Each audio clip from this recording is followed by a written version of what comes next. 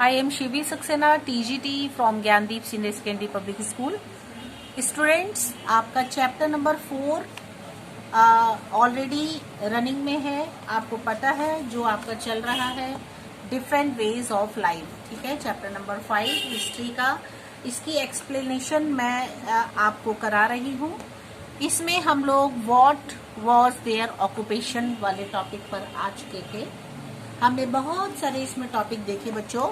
The coming of the Aryans, where did they come from, what is the evidence of for the coming of the Aryans, where did they live, how were they ruled, what kind of society prevailed, how was society categorized.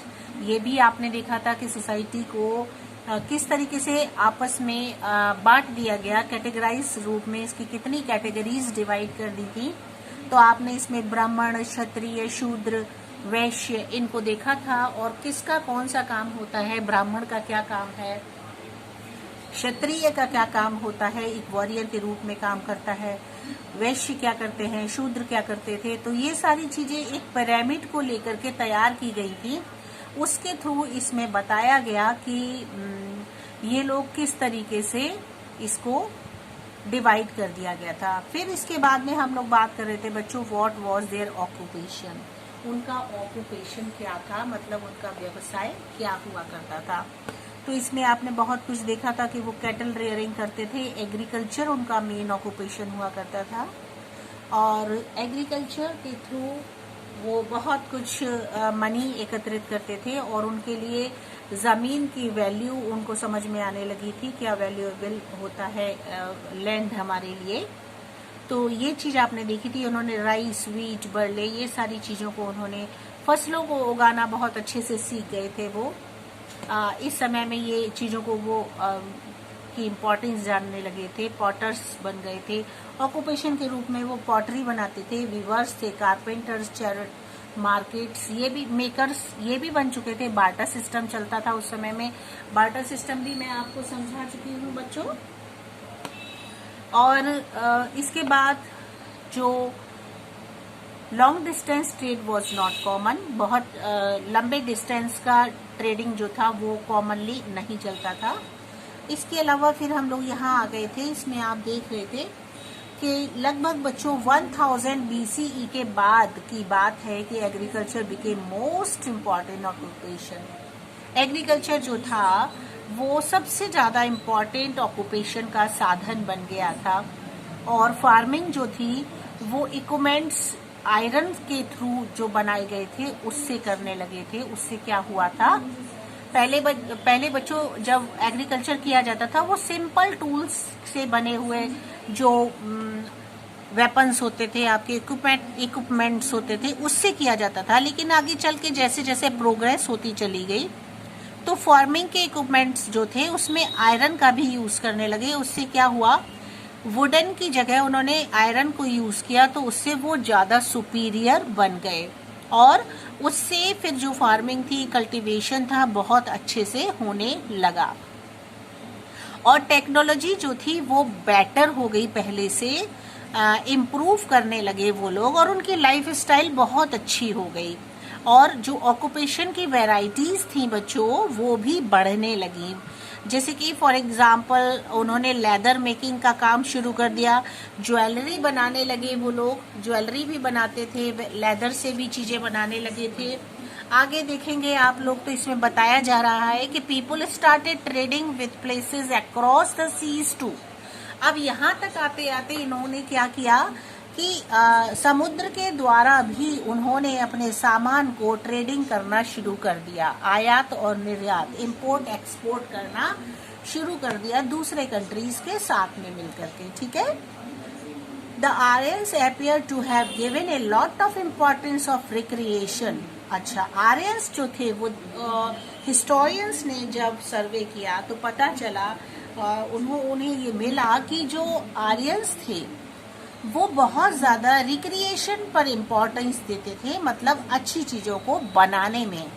They engaged in hunting, वो hunting करने में अपने को engage रखते थे. Wrestling करते थे, वो गैम्बलिंग करते थे. म्यूजिक, डांस उनको पसंद था. इवन इन्होंने, कहने का मतलब ये है कि उन्होंने जो क्रिएशन करते थे उसके साथ में अच्छा बहुत कुछ सीखा था, वो लोग आगे बढ़ते चले गए। अब देखते हैं नेक्स्ट टॉपिक है बच्चों, बहुत ही इंटरेस्टिंग है। What did they worship? वो क्या वर्शिप करते थे, किस चीज में विश्वास करते थे, किस चीज को वो पूजित करते थे, पूजा करते थे, उनको किस चीज में भगवान किसको समझते थे, है ना। तो देखते हैं बेटा, the Aryans worship the sky, the wind, the rain, fire, other elements of nature as gods and goddesses. ठीक है, समझ में आया। बात हम लोग बच्चों आर्यंस की कर रहे हैं।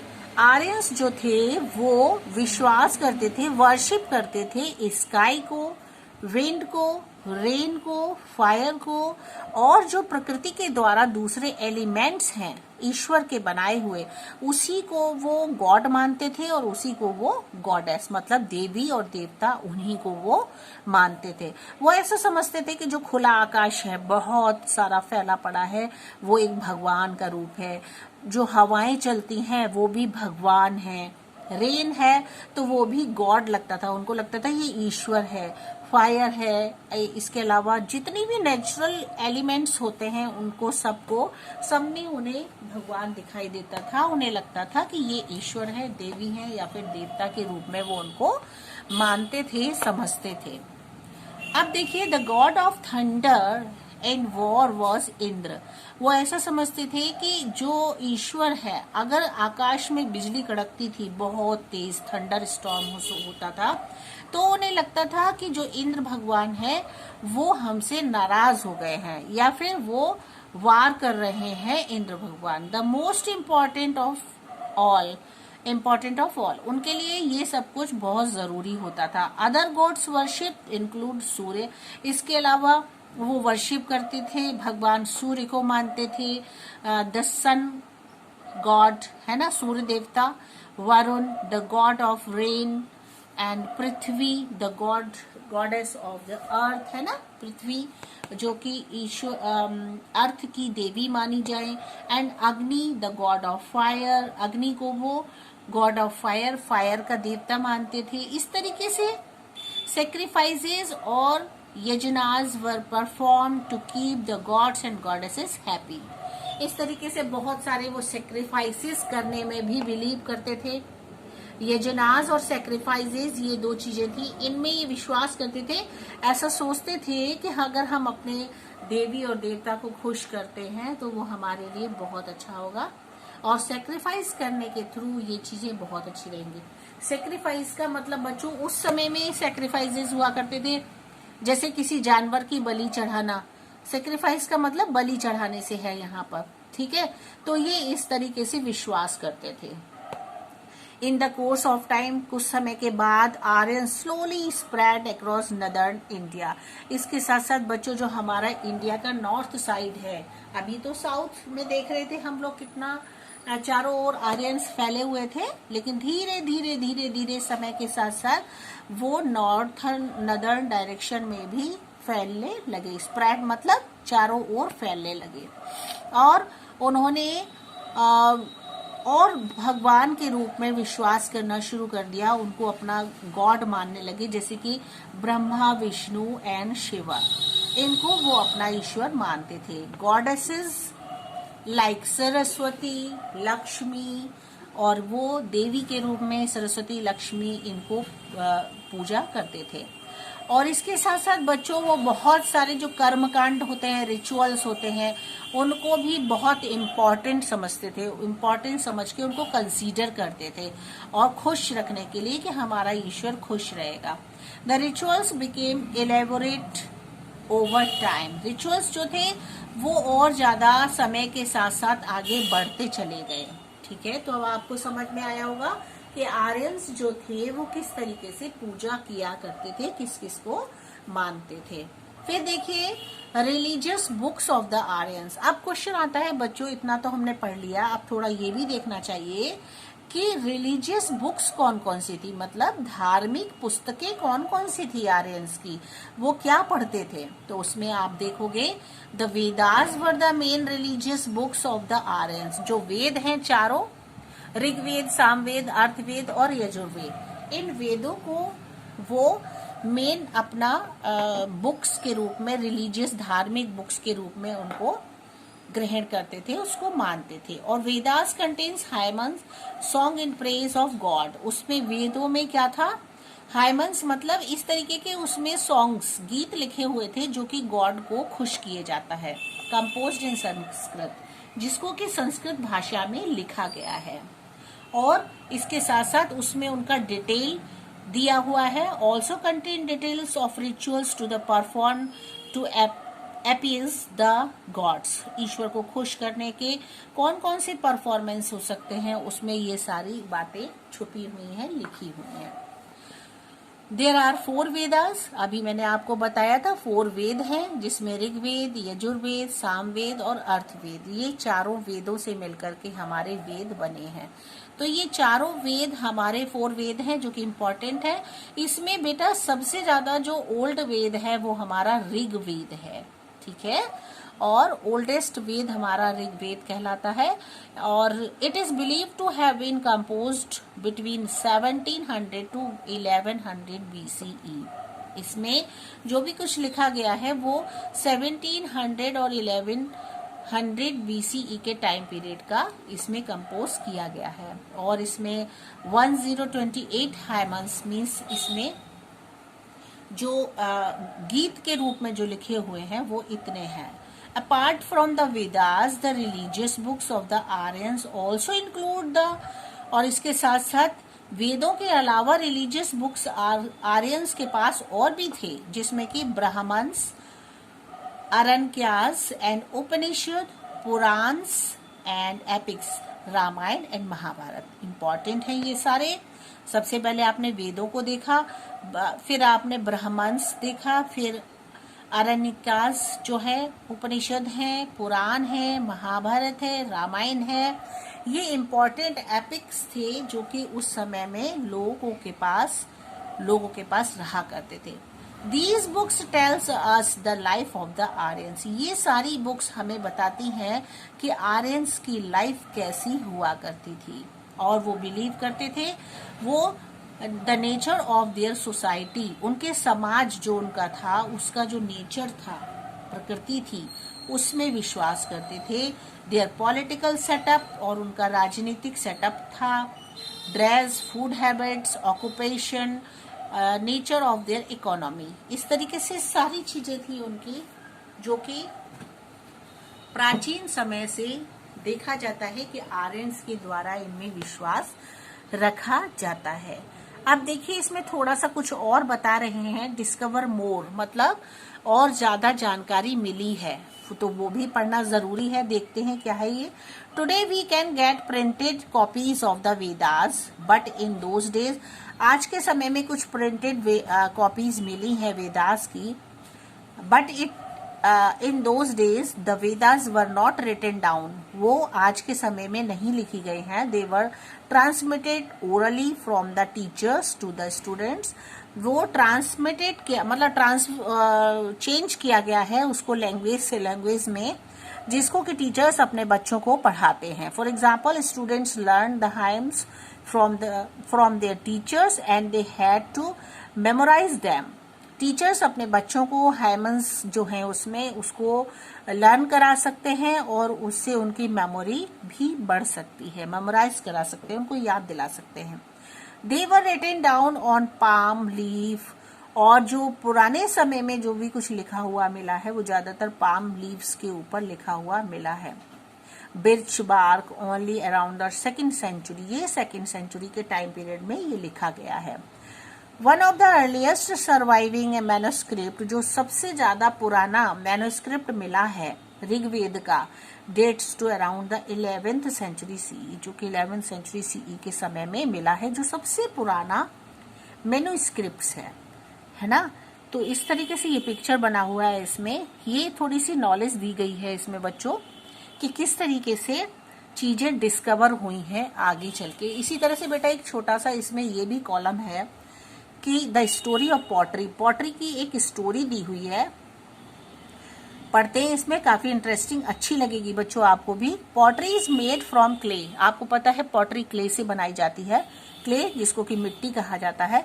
The clay is moulded into the required shape and fired in a kiln furnace at a very high temperature।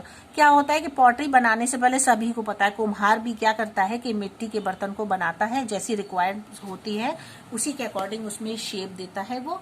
उसके बाद फिर उसको वो भट्टी में तापता है ना। Strengthens the pottery and makes it permanently hard. क्यों करता है ऐसा? जिससे कि उसकी जो पॉटरी की स्ट्रेंथ है वो मजबूत हो जाए और उसकी शेप जो है एक हार्डनेस ले ले, जिससे कि वो आसानी से टूट ना सके। और शेप्ड ऑन ए व्हील, और राउंड शेप में उसको वो बना देता है। The earliest pottery was handmade. पुराने समय में जो पॉटरी होती थी वो हैंडमेड होती थी, मतलब हाथों से बनाया जाता था उसको। In the course of time, आगे के समय में the potter's wheel was discovered. फिर बहुत समय के बाद में कुम्हार का चाक होता है बच्चों, जिस तरीके से कुम्हार अपने चाक पर घुमा करके बनाता है उसको पॉट को, तो उसको व्हील के सहारे से उसने उसको बनाना शुरू कर दिया। ऐसा जो था बेटरमेंट हुआ और डिस्कवर्ड हो गया। The clay is throne on the centre. क्या करता है वो कुम्हार? क्या करता है? दोनों हाथों से मिट्टी को लेकर के अपने पॉट पर इस तरीके से जो फिक्स पॉइंट होता है बीच का, उसमें ऐसे करके रख देता है उसको, मिट्टी को। उसके बाद फिर उस पर चाक होता है, उसको वो चलाता है, और चलाने के बाद वो देखते देखते धीरे धीरे क्या होता है बच्चों, फिर वो एक पॉट का रूप ले लेता है। तो वही इसमें बता रहे हैं कि सेंटर पॉइंट में वो क्ले को डालते हैं, which is rotate by the Potter. फिर उसमें जो धुरी होती है वो घूमती रहती है, घूमते घूमते वो एक पॉट का रूप ले लेता है। वाइल द व्हील रोटेट्स, जब वो व्हील होता है वो घूमता है, the Potter moulds the clay. घूमते वक्त ही कुम्हार क्या करता है, जैसी भी उसको शेप देनी होती है उस हिसाब से क्ले को मोल्ड करता है ना। Ask your teacher to take your class to watch a potter at work. अपने टीचर से कहिए कि वो आपकी क्लास में एक पॉट बनाने वाले के थ्रू ऐसा कुछ दिखाएं कि बच्चे उसको वॉच कर सके। वेरी गुड, बहुत अच्छी बात है बच्चों। हम लोग मिलेंगे जब स्कूल खुलेगा और मिलेंगे तो कोशिश करेंगे कि आपको ये चीज कुछ दिखा करके बताई जा सके, ठीक है। तो इस तरीके से बहुत सारी चीजें आपने इसमें देखी। लास्ट टॉपिक है बच्चों इसमें, वो है chalcolithic settlements in the rest of India. Chalcolithic settlement जो था इंडिया के में किस तरीके से आगे बढ़ता चला गया, तो उसको देखते हैं। Around the time of Indus valley settlements, जब इंडस वैली सेटलमेंट का टाइम चल रहा था बच्चों, तब नॉर्थ वेस्ट डायरेक्शन में ये डिक्लाइन हुआ था। Aryans started coming into India. Aryans ने इंडिया में आना शुरू किया। Agriculture based life had started in another parts of the country. और दूसरे पार्ट जो कंट्री के थे अलग दूसरे, वो उन्होंने स्टार्ट किया कि एग्रीकल्चर को उन्होंने अपनी लाइफ का बेस बनाया, स्टार्ट किया। More than 1,000 of Neolithic and Chalcolithic sites that flourished between 2000 BCE and 500 BCE have been discovered in various parts of the country. इस तरीके से बहुत सारी जगह से अलग अलग पार्ट्स जो थे कंट्री के, देशों के, वहां से हमें बहुत सारी चीजें डिस्कवर मिली, ऐसी मिली जिससे कि ये पता चला कि न्यूलिथिक और कैलकोलिथिक साइट्स किस तरीके की हुआ करती थी, उस समय में क्या कुछ हुआ होगा।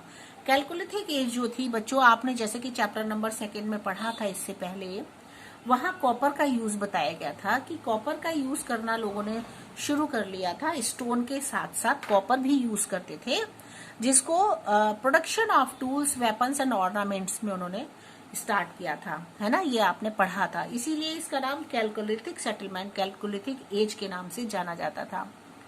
फिर क्या हुआ था कि जो कॉपर टूल्स थे वो और ज्यादा मजबूत हुए, है ना। Chalcolithic settlements also used microliths.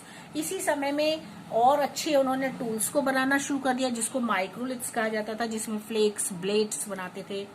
Stone, terracotta, sea link, balls, ये सब चीजें बनाना शुरू कर दिया, जिससे कि उनका बेटरमेंट और सेटलमेंट बहुत अच्छा होता चला गया।